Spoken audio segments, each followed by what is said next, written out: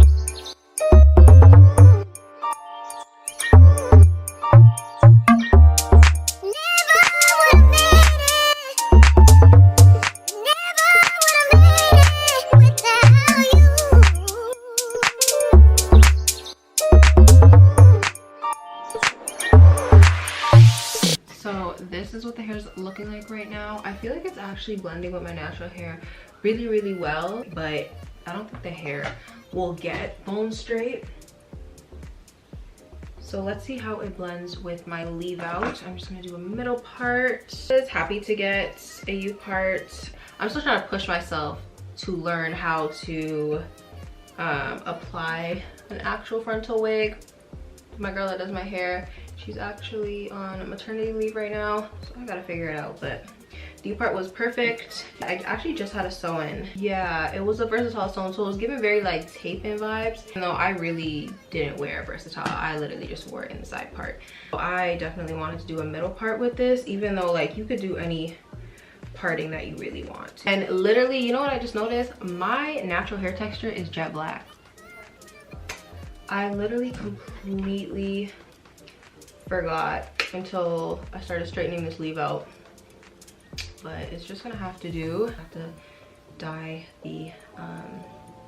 the wig, but it's not that big of a deal. It's literally a U part, so you can take it off every night, which is 100% going to be happening. You don't have to pay for like an install or anything like that. You literally just do it yourself. I'm gonna do my leave out on this side, and I'm gonna come back when I'm cutting some layers into the hair.